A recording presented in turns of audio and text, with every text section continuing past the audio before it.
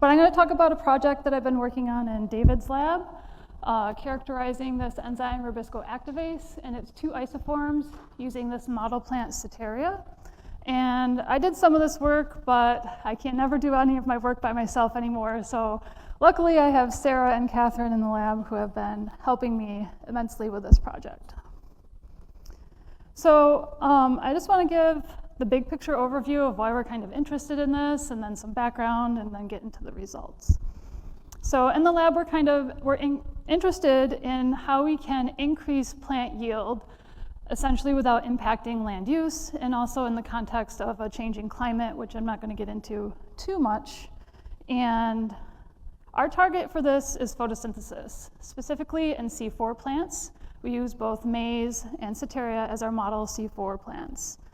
And when we think of photosynthesis, we think about rubisco, which is a really big player in this process.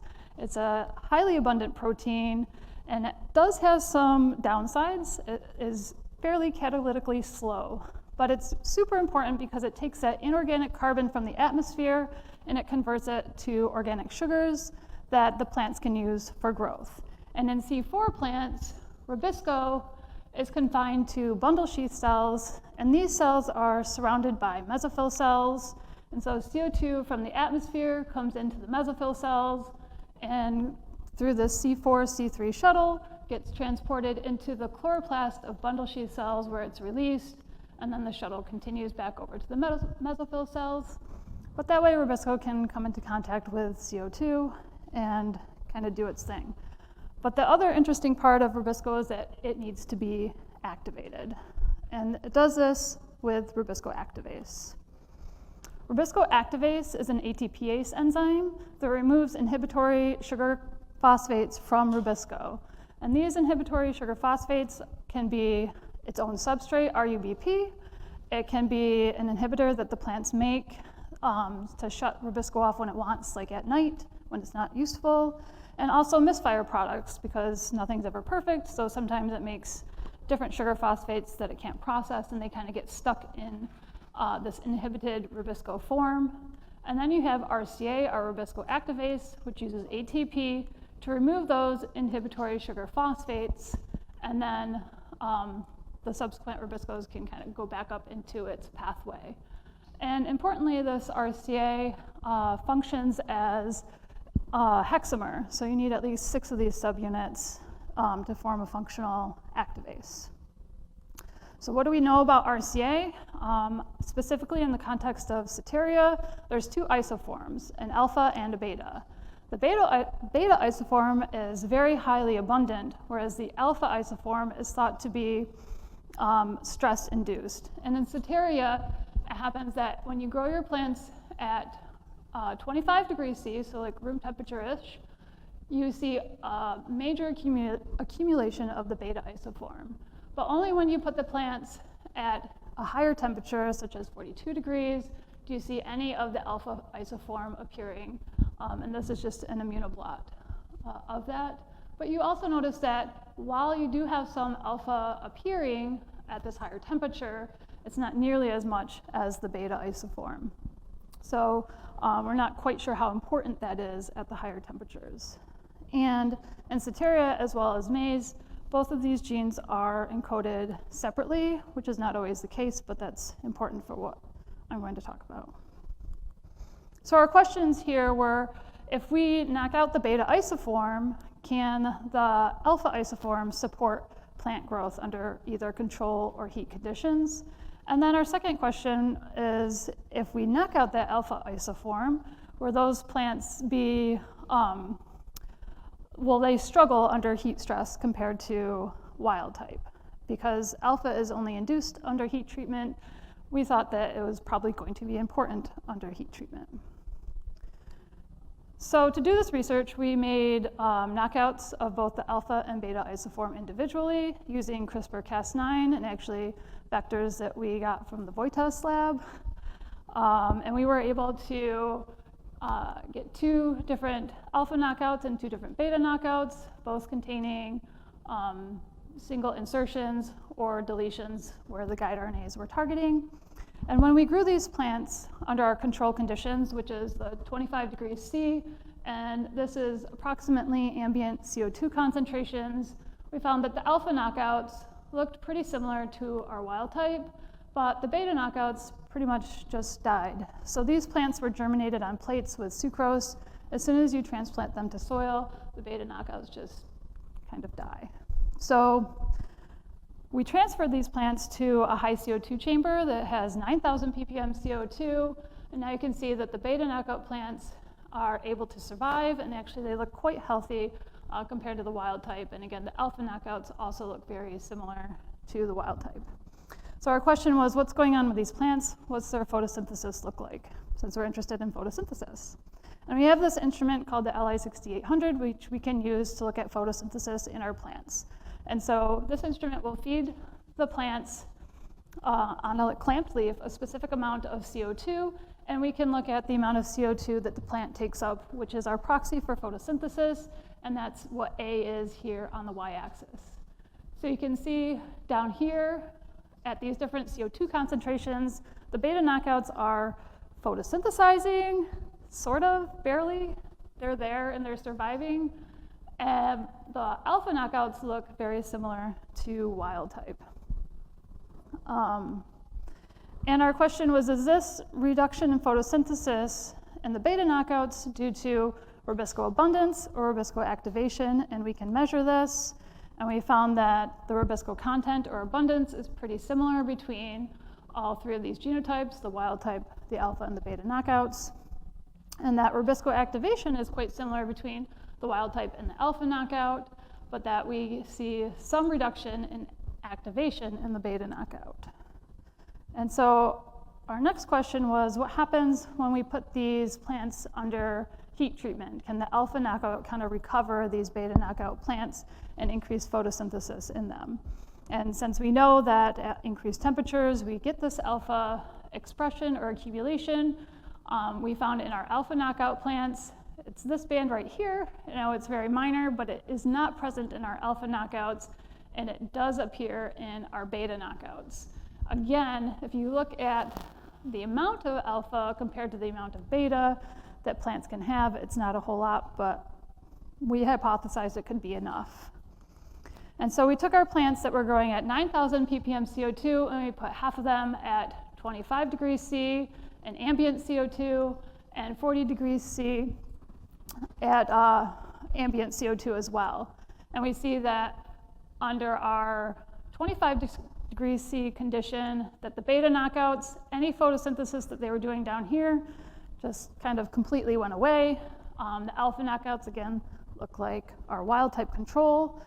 But we do see an increase in photosynthesis in our beta knockouts under this heat treatment, likely due to that alpha induction. And also kind of surprisingly, the alpha knockouts didn't seem to do any different than wild type. So why is alpha there under heat? Kind of remains a question. And so we kept these plants under heat and ambient CO2 concentration for 14 days and looking at phenotyping. And I should also mention that a lot of this work was done by Sarah. And we see that the alpha knockout plants look like wild type under both conditions. The beta knockout plants at 25C just don't grow at all, and they just kind of die.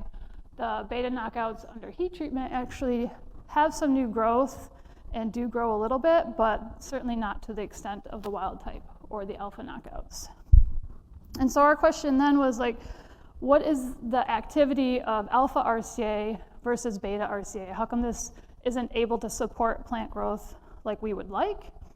And so this was work that was done by Catherine, where she cloned and purified the recombinant RCAs and looked at their ATPase activity using in vitro assays.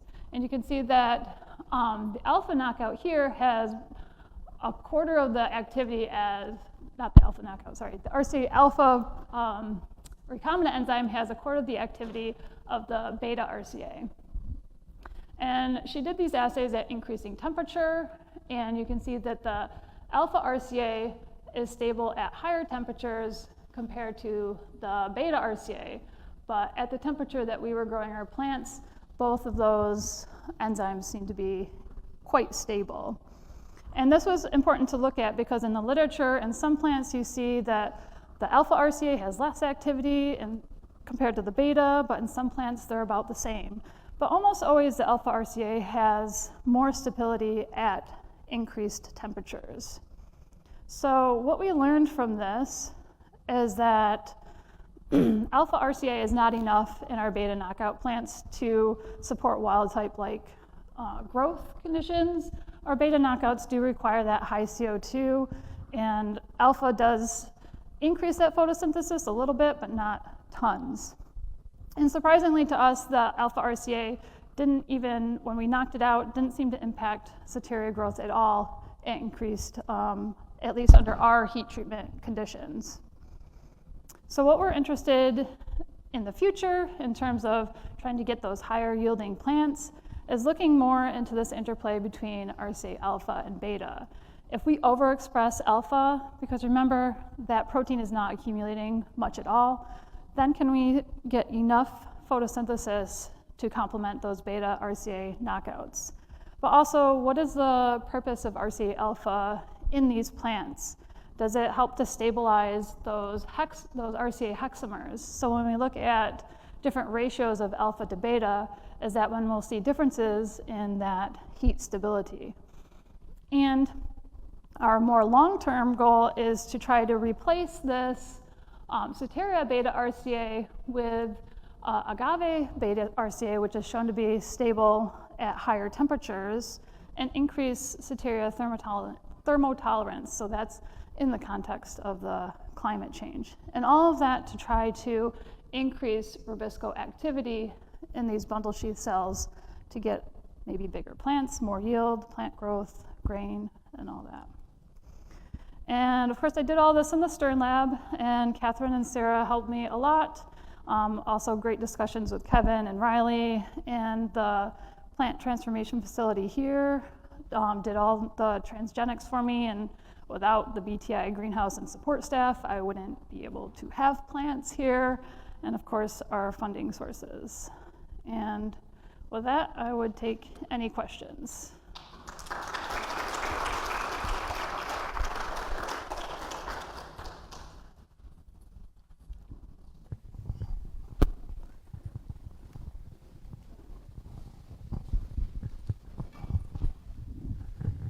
So the knockout mutants, are their yields similar?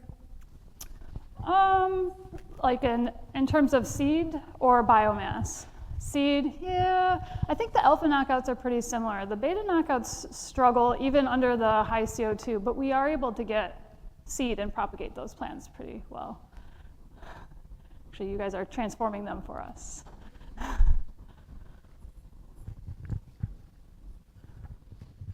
Thank you.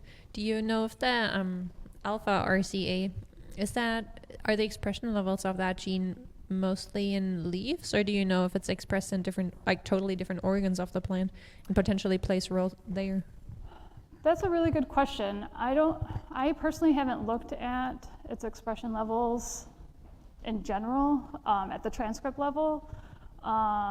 Due to it being a rubisco activase, I guess we have always just assumed it would be in leaf tissue because that's really where rubisco is. But that would be good to look at and see if it has another role as an ATPase somewhere else. Do you know if there's any structural differences between the beta and alpha isoforms? Their sequence is super similar, so I think their structure is also very similar, but there are some different amino acid changes that do seem to lend itself to being more stable at higher temperatures. I'm just not quite sure what that means in terms of the structure.